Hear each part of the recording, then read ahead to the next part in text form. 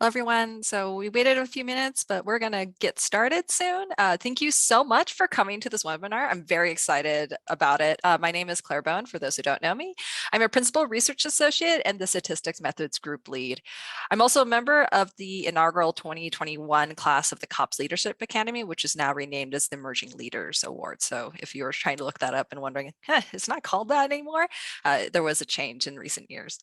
So just to give a little bit of background before we get started into this webinar, the COPS, or the Committee of Presidents of Statistical Societies, is made up various statistical societies across the globe, main ones being ASA, ENAR, WENAR, IMS, and the Statistical Society of Canada.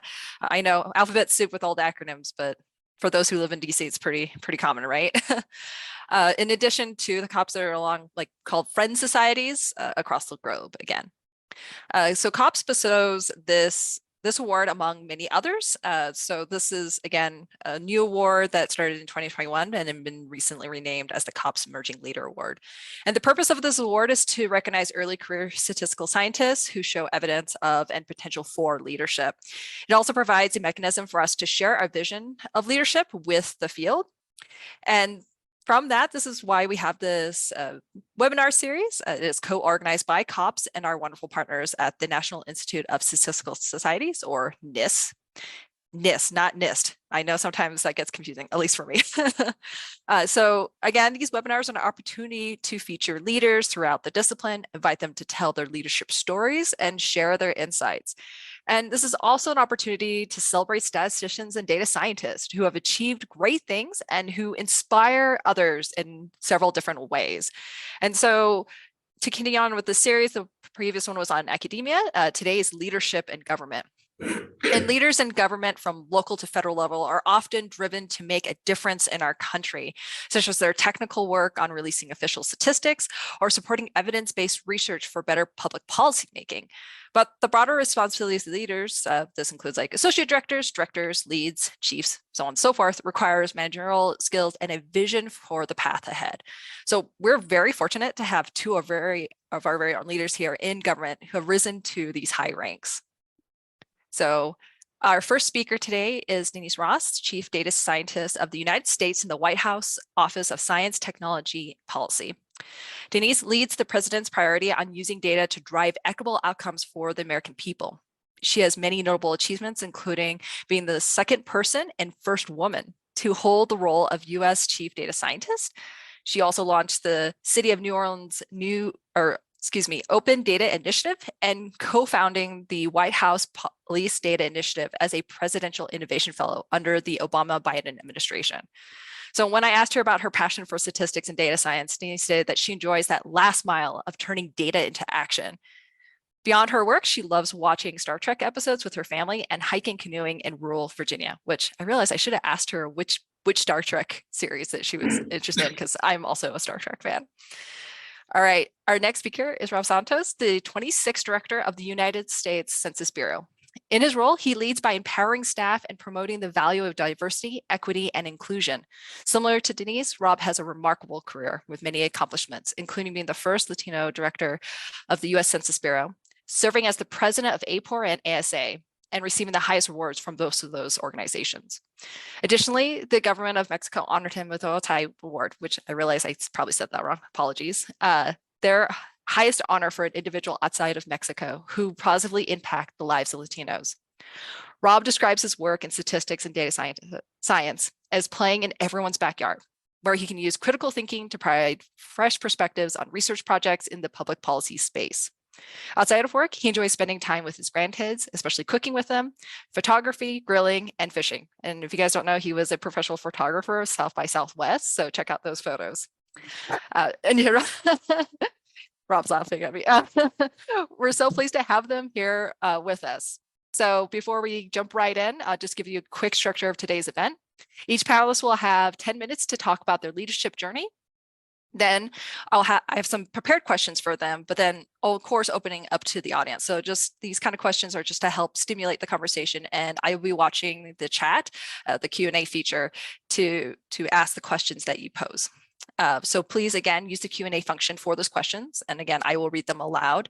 And if you would like, you can please sign your name and affiliation at the end of the question. And we may have the ability to unmute folks. So please also note if you like to ask your question aloud. And then I believe the last thing I need to say is like, use the hashtag Stats Leadership Webinar, which I think is in the back. I like how I'm pointing to the background, virtual background. So please using that for social media. And then with that, I think we'll start with Denice. Thank you, Claire. I'll start answering your question about Star Trek. So it started with the pandemic. We've been watching pretty much one episode a night. And so far, my favorite has been Voyager. Like, what a great female leader we have in Captain Janeway. But we're currently on Deep Space Nine, which is also way, way better the second time around. So getting to the important part. So thank you, Claire, for the introduction and for inviting me today. And thanks to the teams at COPSS-NISS for hosting this. The role of the US Chief Data Scientist is to responsibly unlock the power of data to benefit all Americans. The operative word, of course, here is all, in benefiting all Americans.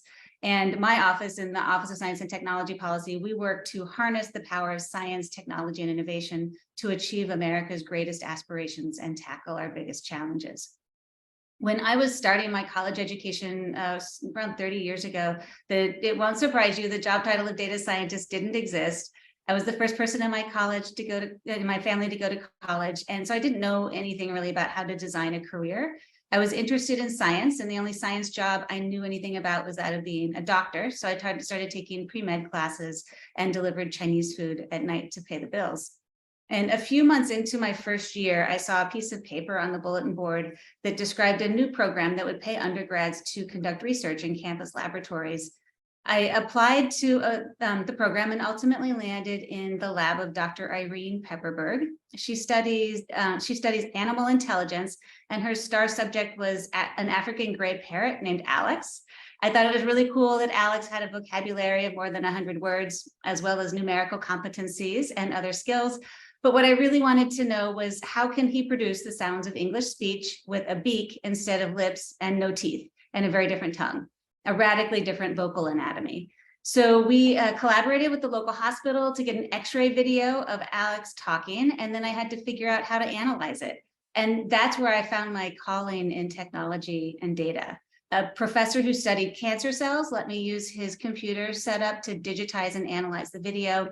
Another professor in the College of Engineering taught me about digital signal processing, so I could measure how the configuration of Alex's vocal anatomy changed when he was producing different sounds.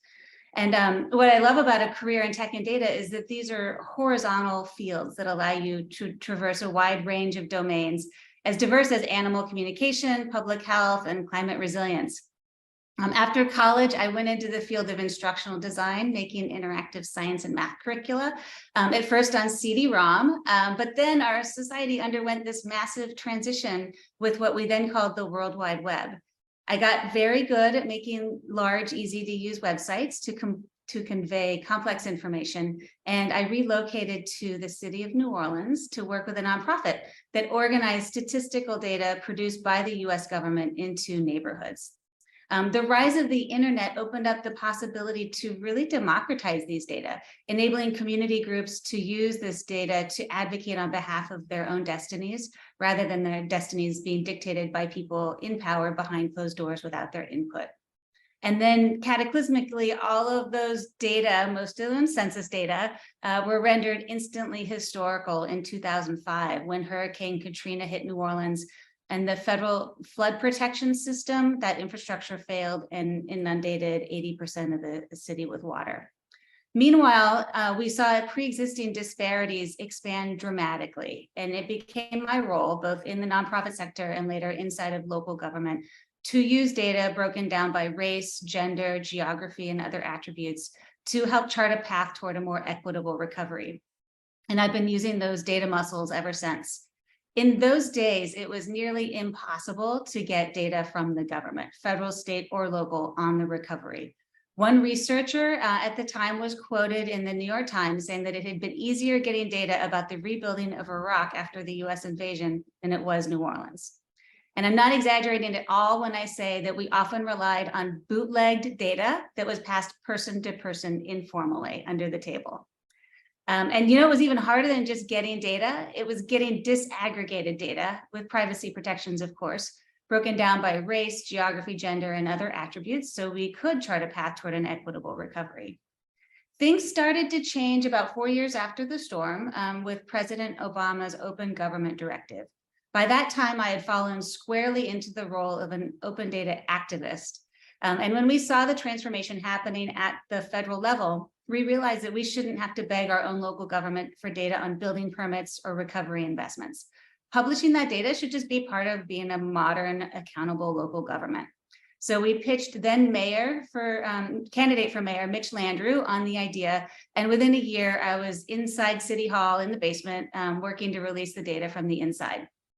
So moving ahead to my current position, one of the most common questions I get is, how did you land this role in the White House? In 2014, the White House called the city of New Orleans to see how we were using federal climate data. They reached out to my boss at the time, who was the chief information officer. And he did the coolest boss thing ever. When the White House called, he handed the phone over to me. I ended up applying for and getting a Presidential Innovation Fellowship and went to work in the Department of Energy on a project to try to crowdsource data on power and gas stations after disasters. However, after I arrived in DC soon after the police killing of Michael Brown in Ferguson, Missouri. So my colleague Clarence Wardell and I started talking over lunch and coffee about how we might use data to inform the national dialogue. At the time, there were no official incident level public data on, for example, citizen complaints on officers or data on use of force. We pitched to then US Chief Technology Officer Megan Smith that we could get police chiefs to voluntarily publish data on their own activities. Next thing you know, we had 14 police chiefs in the White House. That day, they collectively committed to releasing at least three data sets each. And by the time the President's Task Force on 21st Century Policing released its recommendations, something called the Police Data Initiative had then emerged as one of its earliest, most tangible responses. By the time that President Obama left office, we had signed up 130 police departments. Now, that felt like a big deal to us, but it is just a small fraction of the 18,000 law enforcement agencies in the United States. But we had changed public perceptions of what level of data transparency they should expect. And we had made some critical inroads in how police departments view data transparency. But we still have a lot of work to do in our mission to use data to drive more equitable policing outcomes for communities. The good news is that last May, President Biden continued this work with an executive order mandating that federal law enforcement submit monthly data to the National Use of Force database. And he ordered my office to assess the current status of data collection, use, and transparency across those 18,000 law enforcement agencies. We plan to use that assessment to go to scale with data transparency and accountability in policing across the nation. So I'm so honored to be back in the White House in this role in the Biden-Harris administration at this point in history. From day one, President Biden has made clear that it's his mission to use data to identify disparities and then use the levers of government to fix them. I could easily spend the rest of my career doing this work, whether inside or outside of government. On his first day in office, President Biden, he launched an ambitious whole of government agenda with his executive order on advancing racial equity. And in that EO, he said, and this is one of my favorite quotes, a first step to promoting equity in government action is to gather the data necessary to inform that effort. So he established a working group to identify shortcomings in data collection infrastructure and set a strategy to improve equitable data practices in the federal government. So I'd like to just unpack the term equitable data because it really describes what I've been doing in my career and also what I do now in the White House. Those are data that allow for rigorous assessment of the extent to which government programs and policies yield consistently fair, just, and impartial treatment of all individuals. And then the second part of the definition is that the equitable data illuminate opportunities for targeted actions that will result in demonstrably improved outcomes for underserved communities. This is not just data for data's sake, it's about turning data into action that results in better outcomes for the American people. It's a valuable framework for designing policies and programs, whether it's figuring out who's left behind in workforce programs, addressing barriers to full representation in higher ed, or identifying where you should invest in climate resilience, for example, to install stormwater drainage that keeps low-lying neighborhoods from flooding, as happened in Hurricane Harvey. So I'm sure it's not lost on you, the urgency behind this work. The compounding crises of the last few years, like the pandemic and climate change, have all taken a huge toll on communities across the nation. And crises like these, by their nature, exacerbate pre-existing disparities across racial and ethnic and gender lines. And those disparities widen even further when you take an intersectional lens and look, for example, at outcomes for Black trans men or low-income girls with disabilities. So if we want to design policies and programs that truly result in equitable outcomes, we need to have a clear sense of where the disparities are. And we have a historic opportunity with this administration's deep commitment to equity, coupled with all of the unprecedented investments coming in through American Rescue Plan, Bipartisan Infrastructure Law, Inflation Reduction Act, and so on, to invest strategically to narrow those gaps. And we're using these investments to build the economy from the middle out and the bottom up.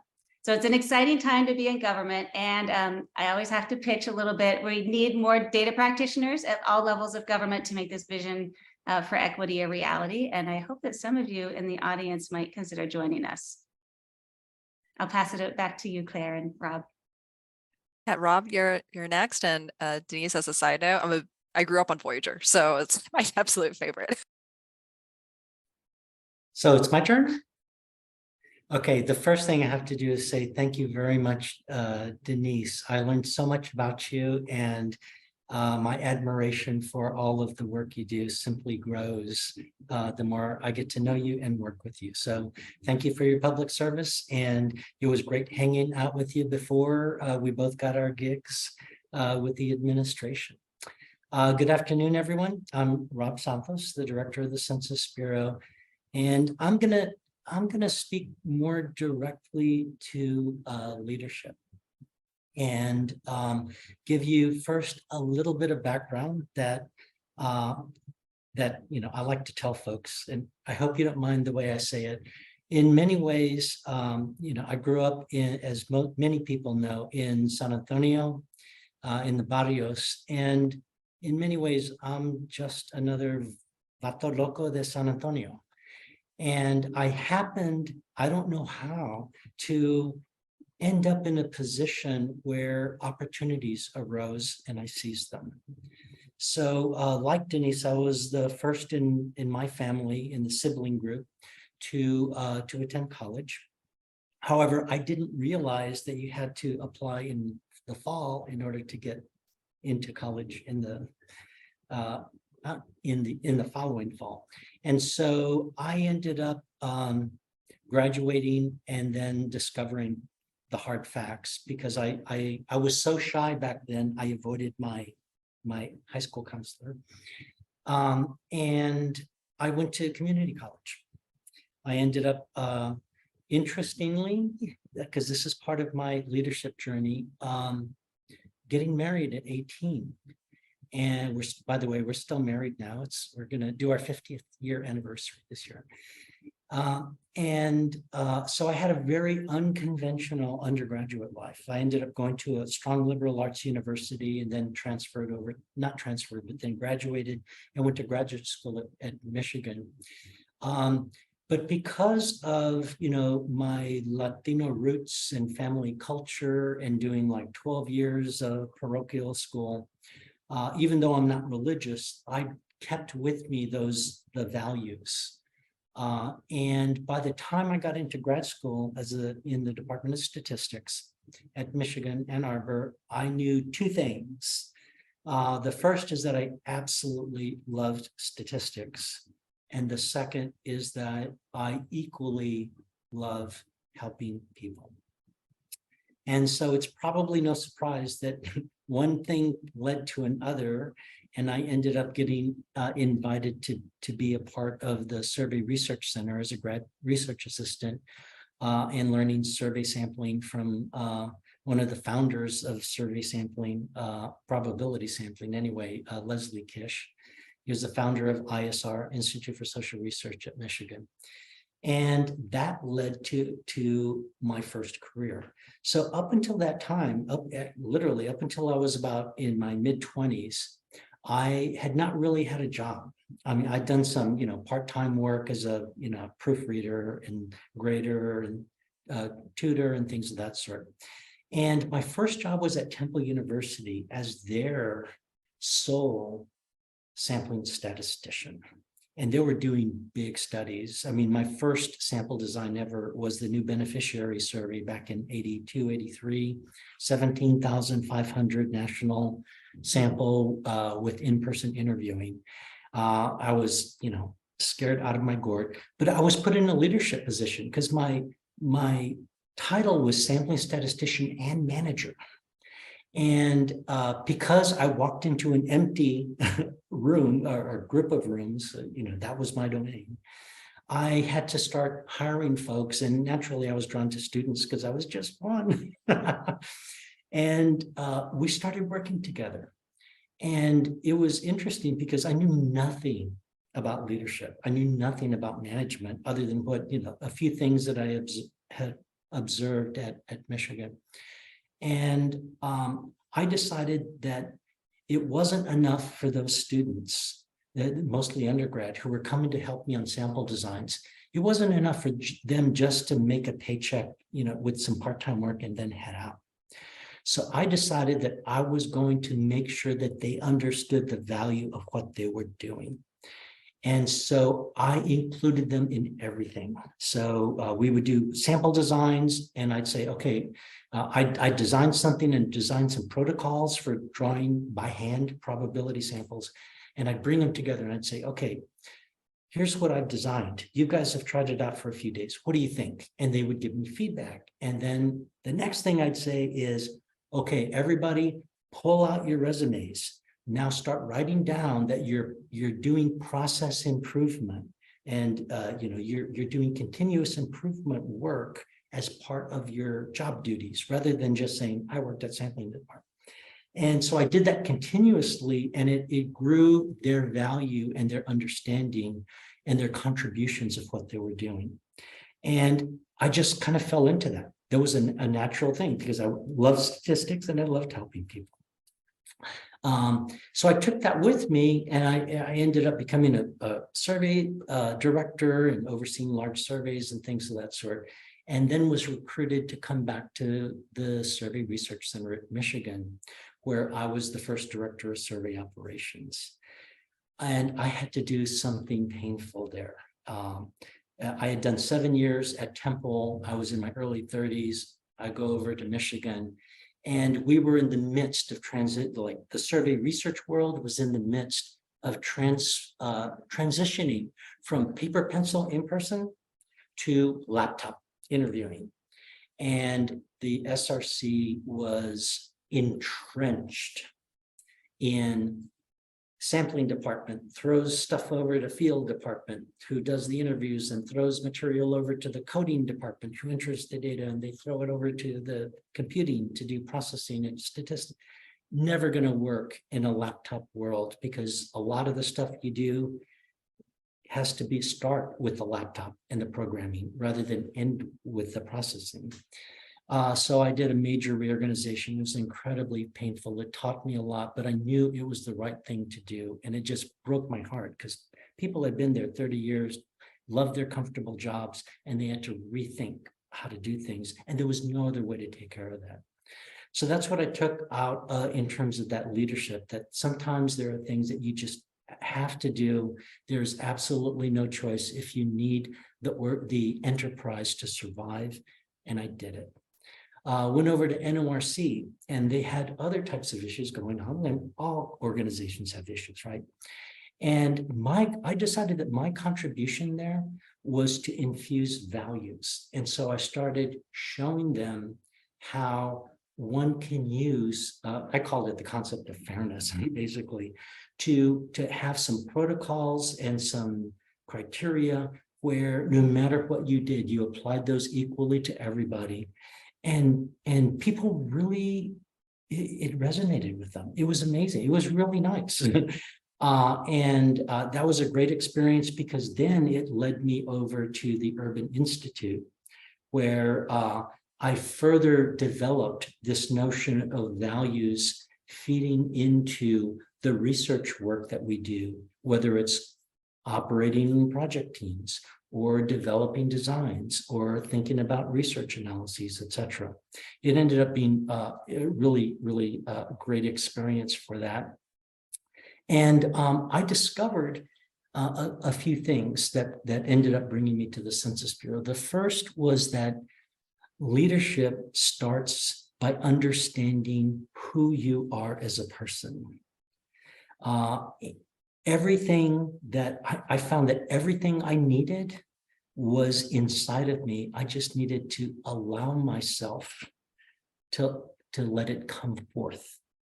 And it's things like your life experience, your culture, your language, your values. If you understand those and you work with them, then whatever technical piece you use, like, I knew statistics, this really, it empowers that. And that actually is what I've now that I'm director of the Census Bureau, I'm bringing that to the table so that I can set forth the value of principles and how it leads to better data, better science, more relevant, culturally relevant data. So that's kind of like my quick story. I know I'm coming on time, so I think I'll just stop there and we can have some conversations. Actually, you're just perfect because I was like checking the clock and I was going to give you the stink eye if need be, but I didn't have to do that, Rob. So you're perfect. So we'll get started. I haven't seen any questions yet, but again, it's early on. So the first question is, what is one thing about being a leader that has surprised you? Which, Rob, you kind of already talked about that. So if you want to expand on any of those topics, feel free to. If not, I think it'd be good to pass it on to Denice. Are we both going to answer them, or yeah, I actually talked about it anyway. So Denice, take it, please. Yeah. Sure. And I just switched to phone because my internet was being unstable. I hope you can still hear me. Great, thanks. So I was really surprised my first public speaking in this new role of the chief data scientist. I spoke at the Women in Data Science conference. And it's a really big deal to have representation, to be a woman in this role of chief data scientist of the United States. And representation really matters. And that has become one of our top priorities, making sure that we have diverse teams at the table.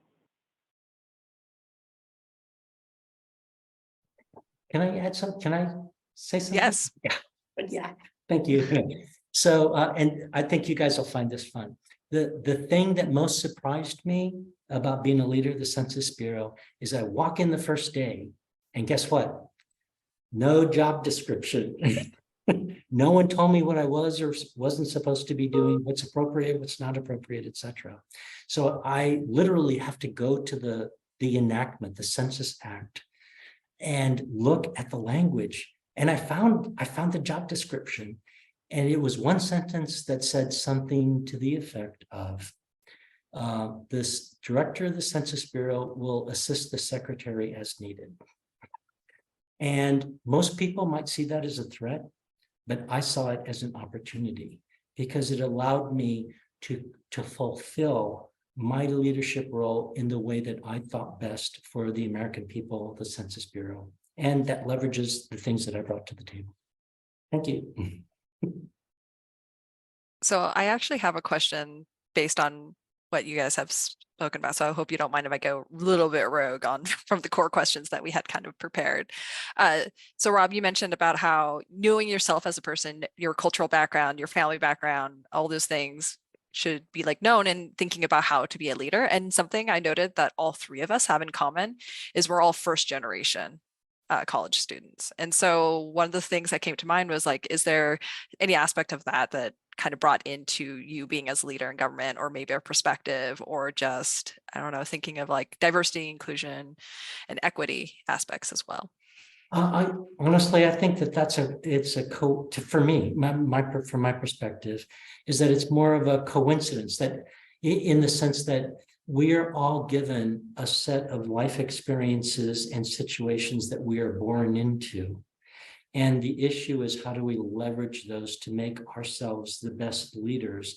Not by saying, oh, look at that leader over there, I want to be like them, but instead saying, what's the best way to make me my own best version of a leader. And I think in our own ways, we've each followed that. Yeah, so my dad was a pipeline welder, and I remember having a conversation with him when I first started college, and I was trying to decide whether to buy a typewriter or a computer. And so I went to my parents, and I would have had to, I had like a little bit of savings that my grandmother had given me, and so I was thinking about spending that on a computer. And I asked my dad for advice, and what he said was, "Well, I found that money is never wasted when it's spent on good tools." And that was just such a piece of wisdom that I brought with me, and I still. I still think about the tools that we choose to use in our daily work, and how to use good form when we're doing our work. The stakes are really high when you're a pipeline welder. If you don't do the weld, well, it will explode. And similarly, when we're doing data science work, we want to make sure that we're not leaving people behind, and that we're being really thoughtful about the work and using the best tools and using them correctly. So I think being the first gen sort of gave me a useful perspective, especially as we're entering this age of just compounding crises, shocks, and stressors that we're facing, and we're going to have to figure out what are the new tools that we're going to apply to the work.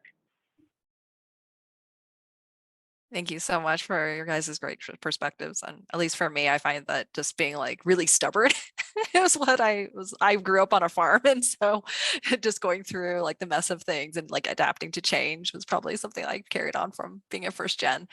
So we have some questions that came in. So the first one is, in terms of public policy, which area or issue do you feel has been greatly improved by data analysis, and which one is in need of improvement? Okay, I'll start by simply saying I cannot identify one. I've been in public policy research for decades. I have firsthand seen the benefits of using data to understand what the problem is and then find the solution in so many different areas. Justice policy, education, housing, hunger, health, etc. That I think it's hard to pin. It would be an injustice to identify any single one. Yeah, for me, what's been transformative. So about a little over a decade ago, when the open data movement started, and we started to see administrative data flow to the public and more to researchers. That was such a game changer for open and accountable government, and government by and for the people. And this new focus on equitable data, so it's not a specific field, but it's a real frame shift in terms of thinking about the importance of disaggregated data in order to identify disparities and make mid-course corrections so we can deliver better outcomes. That for me is very transformative. And once you spit my hammer and everything looks like a nail now, whether it's housing, climate, policing, whatnot.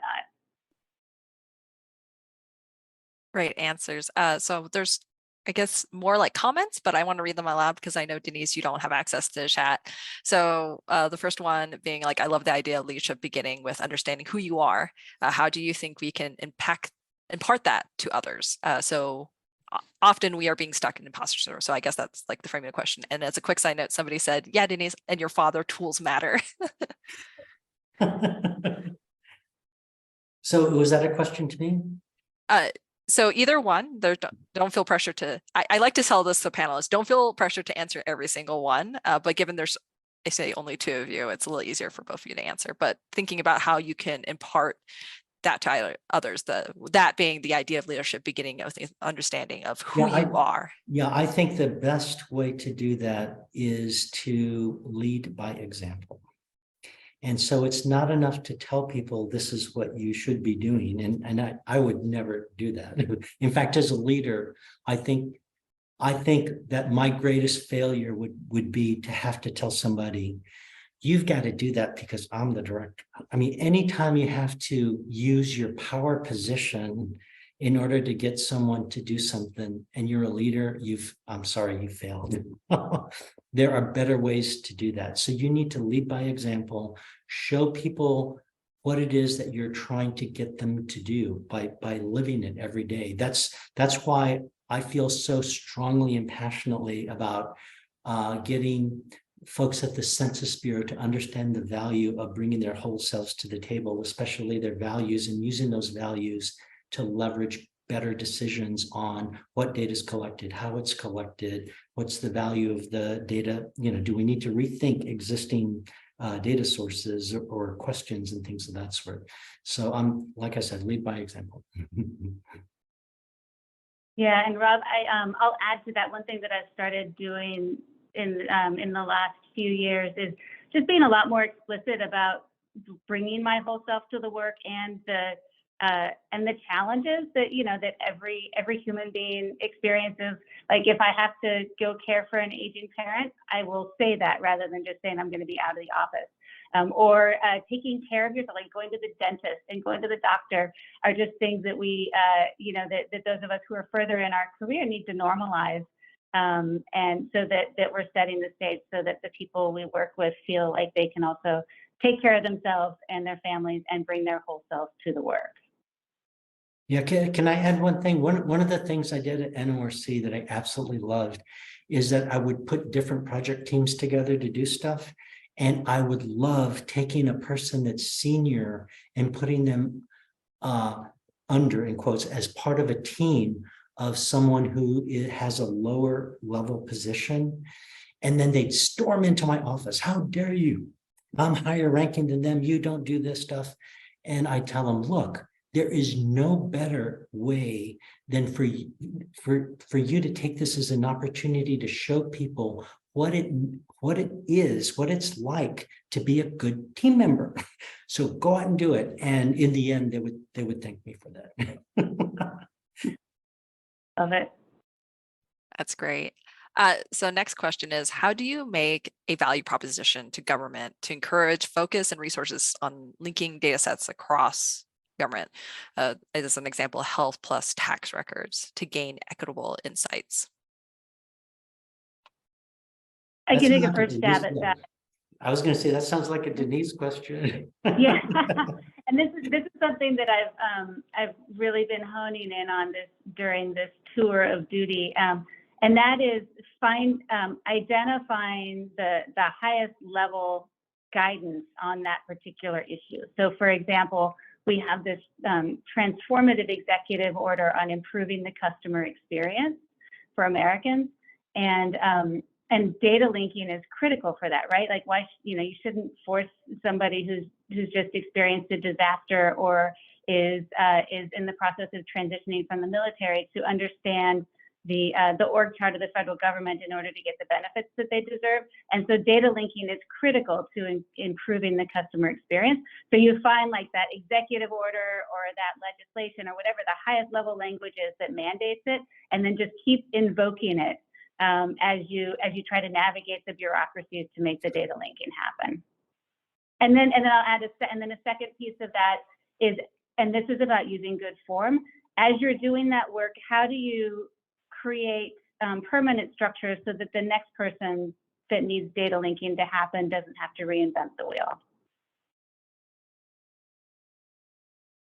Great answer. I'm learning so much. Like, this is the best part being also a moderator, is I get to learn a lot too. So the next question actually is for Rob. The question is, like you mentioned, you worked on instilling values. For example, at Urban Institute, you worked on the concept of fairness. I'm sure there are many values you think of high. How do you choose one or several to focus on? Did you emphasize the same set of values at Urban and in other areas you worked? Well, here's a little secret. All of the values are inherently linked to each other.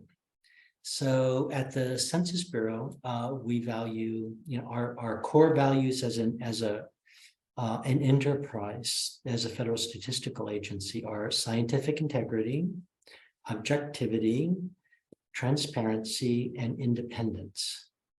You can't fully realize one of those values without the other. They're all linked. Fairness is all in there. Fairness is also, you know, if you add to those core values, you know, the principles of diversity, equity, and inclusion, to me, you superpower the value or the ability of those values to make good decisions in terms of operations and such. So I seldom go to folks and say, well, you know, according to this value, we should do this. And instead, I use the entire set to help motivate me to express opinions, to encourage diverse voices and inclusion, to value what people say, even if I disagree with it.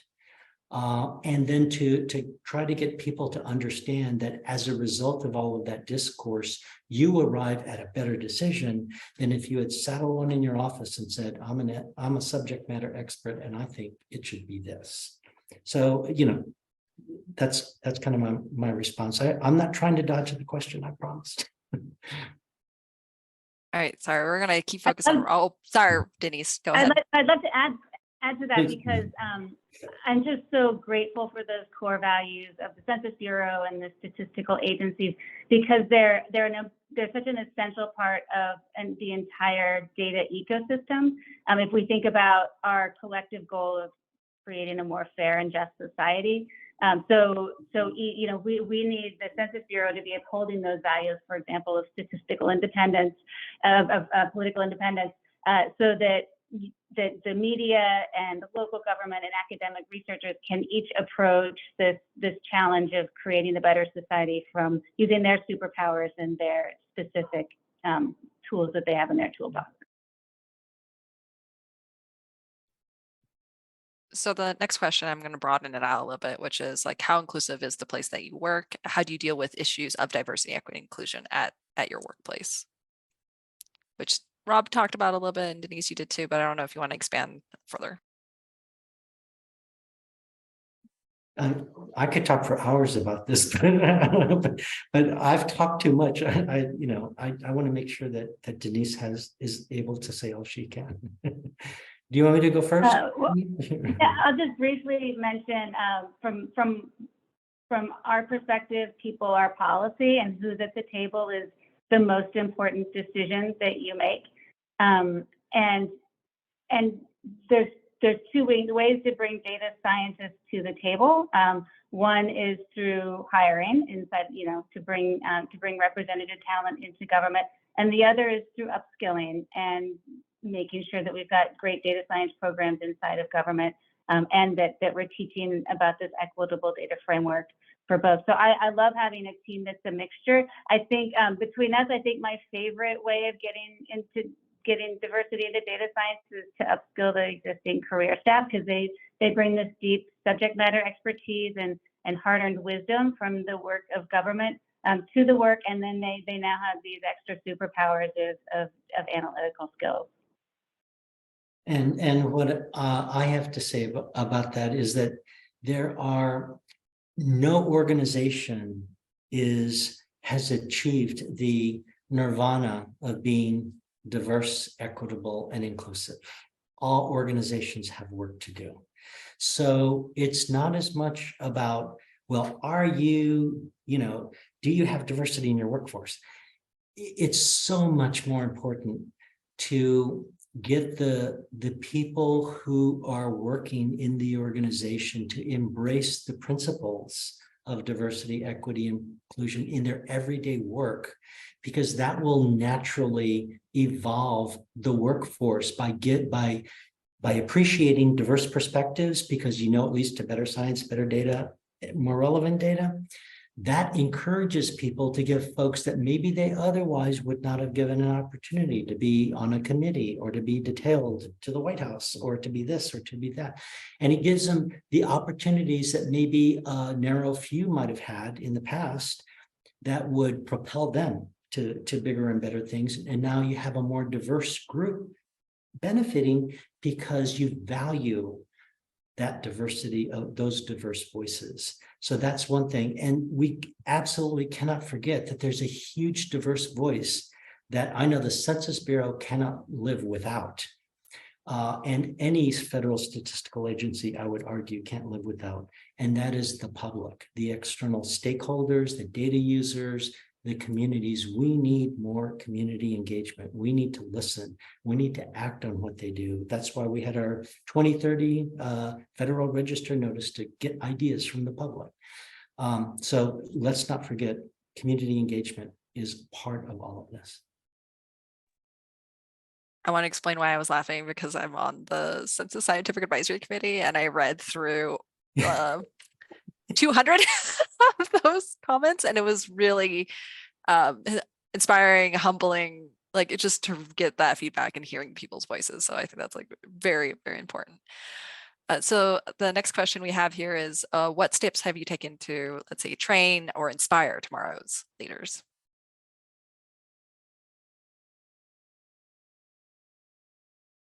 You want to start with that one, Rob? Sure.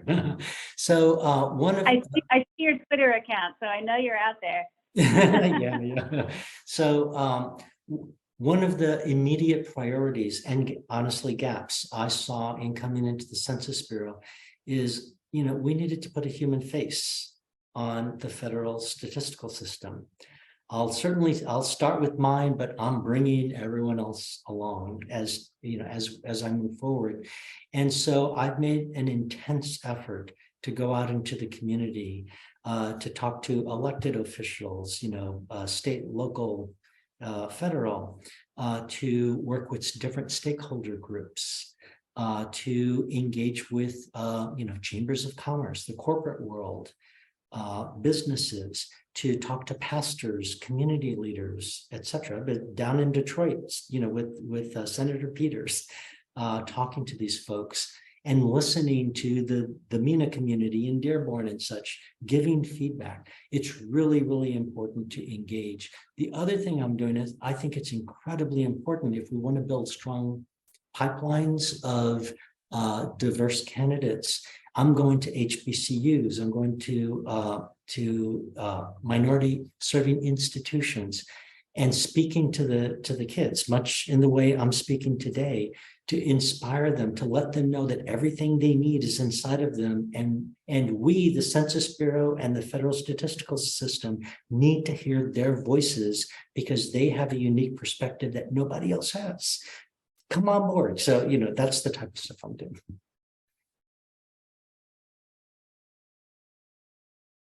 And I'd love to just mention a little bit of the work that we're doing to propagate these practices of equitable data, that's using disaggregated data to identify and remedy disparities. We've stood up a federal government-wide community of practice. It's now more than 450 career staff strong to learn about how to apply equitable data in their daily work. We have monthly learning sessions. Each one covers a different topic. For example, the new race and ethnicity proposed categories, or the sexual orientation and gender identity, the LGBTQI+ evidence agenda. And we also have been in the White House hosting equitable data dialogues with incoming federal data staff. And also, this is one of my favorites. There's a bowling alley in the bottom of our building, and I'll host equitable data bowling and bring together, Rob, similar to what you did with mixing generations, like mixing feds from different agencies at different points in their career to just go bowling and talk about equitable data. And we found that can very much activate staff who might be a little tentative to start asking the questions about, like, hey, that top line number looks good, but if you unpack it, like, what's beneath that and who are we leaving behind? Recognizing that you have colleagues all across federal government who are asking those same questions can embolden you to do that in your own agency. Now I want to join this bowling thing or start one up at least. So the next question is, what are some of the biggest obstacles for and what will prepare an introvert or a shy person to becoming a future leader? I think this is a great question because a lot of times people are like, oh, you need to get yourself out there. You need to go talk to people, but it's really hard if you're introverted. Well, I went I went through that. I was so shy that in my first graduate statistics seminar, this is back when you had blackboards and chalk. I took this large piece of chalk and I went up to the blackboard and I pressed down on it so hard that it popped and fell into the audience behind me. And I nervously went through my thing. So I had to teach myself how to be, how not to be introverted, but how to allow myself to be accessible and communicative in settings that I was uncomfortable with. And I did it. I had my own step-by-step thing where I'd go into a meeting and I wouldn't get out unless I asked a question. And then I went into a meeting and after a while, and I wouldn't leave unless I made a comment. And then that sort of like got me acclimated. Everybody has their own method though. And so they need to understand what they are about. The other thing is to really understand that your value and your unique perspective is something that the world deserves to hear. And it turned out that my desire to help overcame my shyness. And I discovered that if I have a structured environment, and this is actually true, I believe of many introverts, if you have a structure and you're only supposed to do something, hey, you go into the line for fast food, you're not shy about saying what you want. you make your order. That's a structured environment. It applies to everything. So if you can create your structured environment, you will excel in being able to express yourself. And that's what I found, that I can be here today only because I have a leadership position and I'm very comfortable in that role. But you put me into a cocktail party where I don't know anyone, and I'll be sitting in the corner on the couch by myself because I get uncomfortable. I love that. That's one reason why I think the bowling works, because there's always, there's always like a line and someone's being called up, and then you can chit chat in between. Just enough structure to help us introverts. I find, Rob, you alluded to this, that sometimes there's this convergence of an introverted leaning and also like a little bit maybe a lack of confidence. And when those intersect, that can be really tough. And one of the best gifts I ever got was I was invited to speak at the White House on behalf of the city of New Orleans on how we were using federal climate data to prepare for future climate challenges. And a colleague of mine, she was actually sort of a frenemy. Like we were colleagues, but also a little bit competing for resources. She offered to write my bio for that presentation. And it was such a gift. She wrote from her perspective, like what a competent leader she saw me as. And so she wrote the bio. And I remember sitting in between the first American woman to walk in space and one of the president's top advisors getting ready to go on stage. And I kept reading that bio that she had written about me. And I realized I am the most qualified person to be up on stage talking about this very narrow specific issue.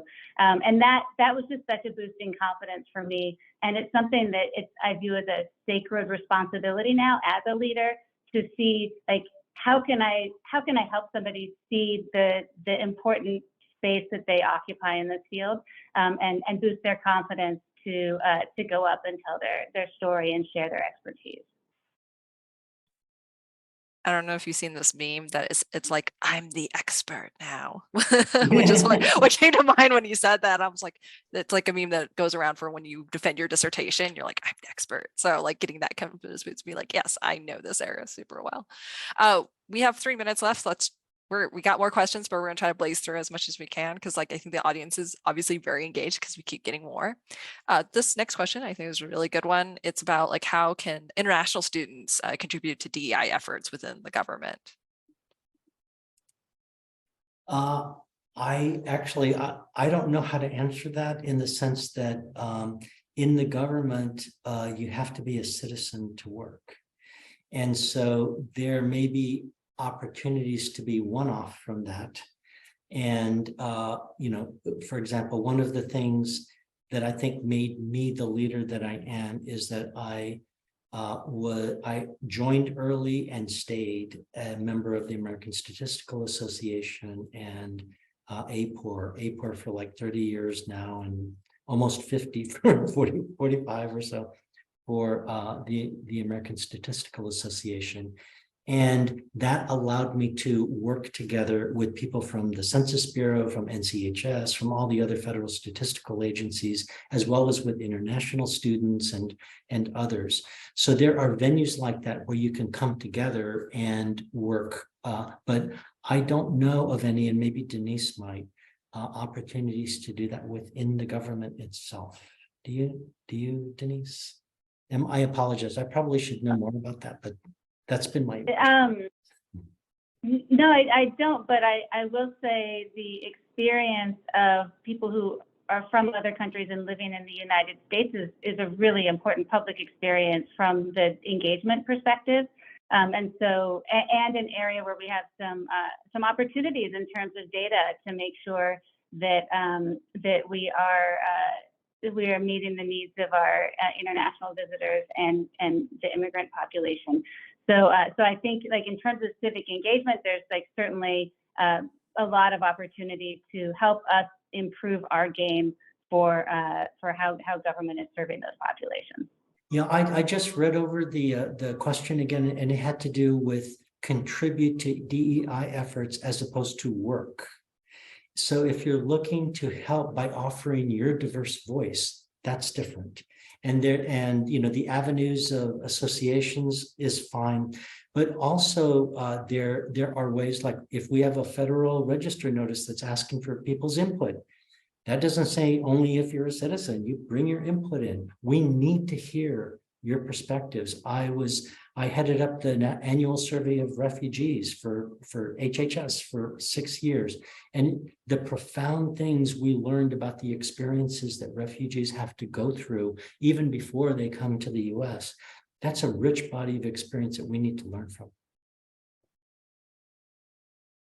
We are now at time. That was a great, I think, ending in general, just talking about how we can expand our perspectives. And then I will say I used to work for the Department of Energy Laboratory, and they are people who are immigrants or non-US citizens that work there, but there's just are certain kind of restrictions. And to somebody else's comment, it does become a little difficult, but again, it's a little bit due to the nature of some of the work that one does in the federal agency. So that's an unfortunate aspect, but that's something that I think we should be open and considering about how we move forward in using data and being equitable and diverse and inclusive. So with that, I know we're over time. I know we didn't get to all the questions, but I'm so glad that we were able to have this opportunity to talk together, to answer these great questions, the ones that we could get great and wonderful insights from all of you.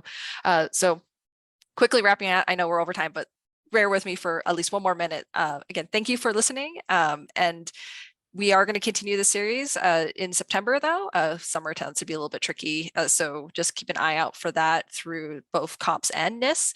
A special thank you to Amita and Jim from those two organizations, respectively, and a special shout out to Natalie Dean, who is the one who's been organizing all this. I'm just like here for the ride and be like, oh yeah, I can moderate this. So if you want to thank anybody, it'd be her for this leadership series. And again, stay tuned for more events.